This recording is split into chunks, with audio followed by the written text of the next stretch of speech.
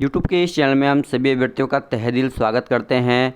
जो भी अभ्यर्थी हमारे चैनल के माध्यम से जुड़े हुए हैं तो सबसे पहले सभी को दशहरा की ढेर सारी बधाई हो दोस्तों।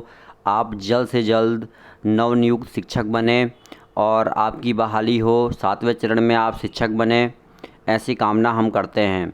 तो 7वें चरण की विज्ञप्ति को लेकर हमेशा कुछ ना कुछ नई खबर जो है वो आती रहती है। तो 7वें चरण की विज्ञप्ति अक्टूबर में जारी करे सरकार।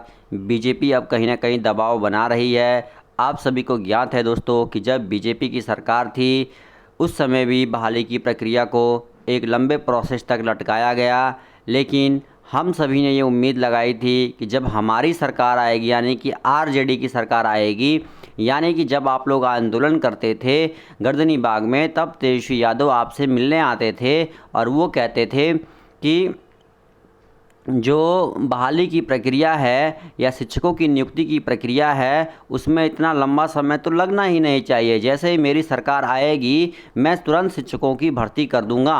और आपने ये भी सुना होगा कि उन्होंने कहा था कि 10 लाख रोज़गार देने का उनका वादा है, और जैसे ही उनकी सरकार बनती है तो पहली कलम से उनका जो हस्ताक्षर होगा वो 10 लाख रोज़गार पे होगा। तो अब कहीं ना कहीं ये बात सामने उभर के आ रही है। जब एक शेड्यूल अखबार के माध्यम से जारी किया जाता है और शेड्यूल काफ़ी लंबा होता है, तब कहीं ना कहीं अभ्यर्थियों को ये पता लगता है कि उनके साथ एक बड़ा छलावा किया गया है। तो अब आज की खबर जो है वो बीजेपी अब कहीं ना कहीं दबाव डालने पे लगी है, और बीजेपी की सरकार ना होने पर बीजेपी का कहना भी लाजमी है। तो देख सकते हैं बीजेपी अध्यक्ष की चेतावनी, 7वें चरण के बहाली के लिए विज्ञप्ति और शेड्यूल हर हाल में अक्टूबर माह में ही जारी कर दिया जाए। तो देख सकते हैं स्पष्ट कर दिया गया है। इनका कहना है कि भाई, बीजेपी का कहना है कि अक्टूबर में यानी कि इसी माह जो विज्ञप्ति को जारी किया जाए, क्योंकि 7वें चरण के जो अभ्यर्थी हैं वो विज्ञप्ति को लेकर एक लंबे समय से इंतज़ार में बैठे हुए हैं। तो चलिए अब आगे की न्यूज़ देखते हैं। तो देखिए यहाँ पे स्पष्ट किया गया है, पीएम बनने के लिए प्राथमिक शिक्षक अभ्यर्थियों के भविष्य से 6 महीने से खिलवाड़ कर रहे हैं नीतीश कुमार।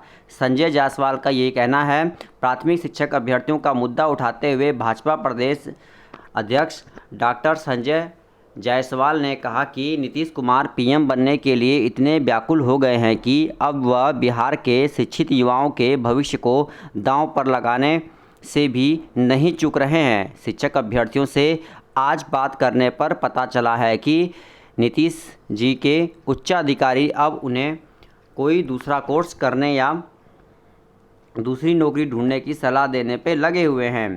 तो देख सकते हैं आप स्पष्ट यहाँ किस प्रकार से नीतीश कुमार पे जो है वो यहाँ पे जो है थोड़ा सा दबाव डालने की भी कोशिश की जा रही है, और उन पे थोड़ा सा यहाँ पे जो है प्रधानमंत्री बनने का जो सपना है वो जो देख रहे हैं, उनके विपरीत यहाँ पे बात कही जा रही है कि वो कोई दूसरा रोज़गार ढूंढ लें बल्कि प्रधानमंत्री बनने का सपना ना देखें। सरकार की संवेदनशीलता को का इससे बड़ा सबूत क्या हो सकता है। नीतीश जी को बताना चाहिए कि पिछले 6 महीने से, देख सकते हैं यहाँ पे स्पष्ट किया गया है कि 6 महीने से वो भावी प्रधानमंत्री बनने की निजी महत्वाकांक्षा में इन बच्चों का काम नहीं कर रहे थे, लेकिन अब तो वह महागठबंधन के साथ ही फिर अब क्यों देरी हो रही है। तो देख सकते हैं ये बात बिल्कुल सही कही है।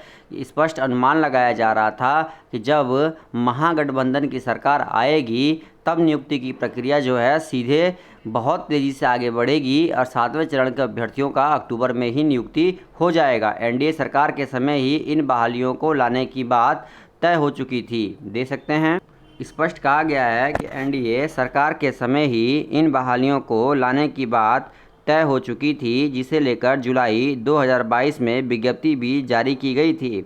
लेकिन इसी बीच नीतीश जी के मन में पाप आ गया और युवराज का चेहरा चमकाने के लिए उन्होंने इन बहालियों को साजिशन रोक दिया। अब यह बहालियां उनके भविष्य के प्रचार और पीएम बनने की महत्वाकांक्षा के भीड़ चढ़ गई हैं।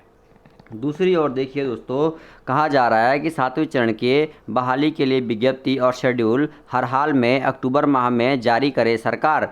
तो देख सकते हैं कितना दबाव जो है वो बीजेपी की तरफ से डाला जा रहा है और इसी माह यानी कि अक्टूबर में जो है आपका विज्ञप्ति जारी होने की बात कही जा रही है। तो गाइज पल पल की जो भी अपडेट होगी हम सीधे अपने चैनल के माध्यम से लाकर आप तक पहुंचाएंगे। तो फिलहाल दोस्तों इस वीडियो में इतना ही, हमें दे दीजिए इजाज़त। धन्यवाद दोस्तों, जय हिंद जय भारत।